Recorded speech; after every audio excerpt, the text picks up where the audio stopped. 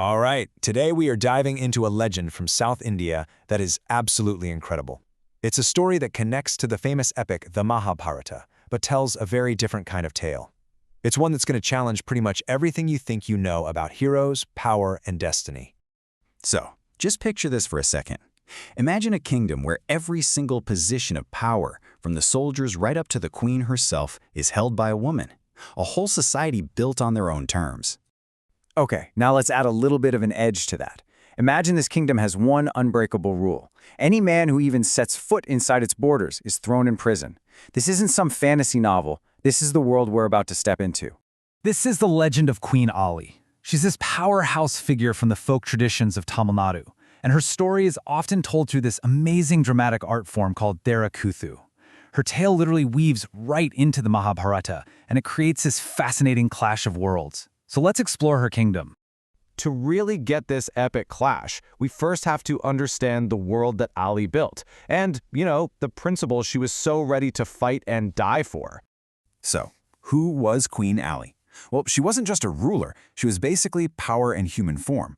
The legends say she was incredibly beautiful, unbelievably wise, and on top of all that, a warrior who is second to none. She was, in every sense, a total force of nature. And this right here, this was at the absolute core of who she was. This powerful vow. And it wasn't just, a personal choice. This was the founding principle of her entire kingdom. It was a declaration of total independence. And what's so fascinating is how she turned that personal vow into the actual law of the land. I mean, think about it. First, her army was made up of only women, all loyal to her vision. Second, every single citizen, man or woman, got serious training in combat. And third, the result of all this? Her borders were completely sealed off to men. She created this society that was a living, breathing challenge to the patriarchal world right outside her walls.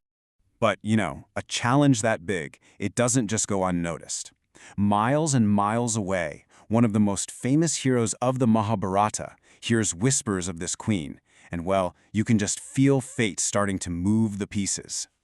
For the great Pandava warrior Arjuna, this isn't just some interesting story he hears around the campfire. Oh no, the idea of a queen who thinks she has no equal, that's a direct shot at his pride, at his whole identity as the world's greatest warrior. He hears this story, and he sees it as a call from destiny itself. Arjuna's smart. He knows he can't just walk in there. He'd be locked up before he took 2 steps. So he comes up with a plan. Step 1, he realizes he can't go in as a man. That's a non-starter. Step 2, he comes up with this wild, deceptive idea to disguise himself as a woman. And finally, step 3, he manages to get inside the palace by pretending to be a humble handmaid. But Alli, she is way too sharp to be fooled that easily. She notices this new handmaiden right away and just senses that something is off. There's a confidence in her walk, a total lack of fear in her eyes that just doesn't scream servant, it screams warrior, and you can feel the tension just starting to crackle. And that suspicion, it eventually leads to a huge confrontation. The disguise is dropped, and 2 of the greatest warriors of their age finally meet on their own terms, on the battlefield. Of course, the truth comes out. And when Alli discovers Arjuna's real identity, it's not just a surprise, it's a massive betrayal. It's a direct attack on her laws, her rule, her entire life's vow. Her reaction is instant and it is furious. She declares war. And this slide just illustrates it perfectly. Their fight was about so much more than just who was better with a bow. For Alli, she was fighting for her self-respect, for the right of her kingdom to even exist. For Arjuna, he was fighting for his pride, yeah, but also for what he truly believed was his pre-written destiny. 2 completely different, powerful worldviews were about to crash into each other. The battle that follows is absolutely epic, a true clash of titans. But the outcome, at least as the legend tells it, isn't decided by a sword or an arrow. It's decided by something way more powerful. Now, this is maybe the most important part of the whole story. Alli doesn't lose because she's the weaker warrior. Not at all. The folklore is crystal clear on this. Her defeat is actually framed as a victory for destiny. It's like an admission that some forces in the universe are just inescapable, no matter how hard you fight. So after the battle, this timeline shows just how fast and kind of bittersweet everything happens. First, Arjuna claims his victory. Then he and Queen Alli get married. But almost right away, his duty as a Pandava calls, and he has to leave.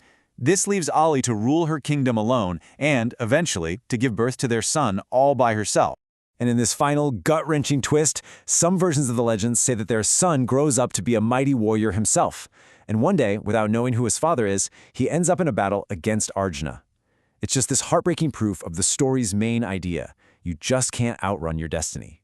So what does all this mean? What's the real legacy of this queen who dared to build her own world, and the hero who was destined to come knocking on her door? Well, the legacy of their story is just so rich.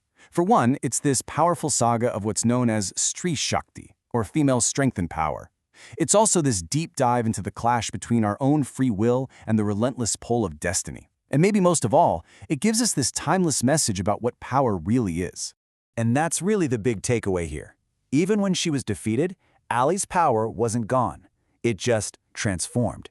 She might have lost a single battle, but she became an immortal legend, a symbol of defiance and strength that people have been talking about for centuries. Which kind of leaves us with one last, really interesting question to chew on.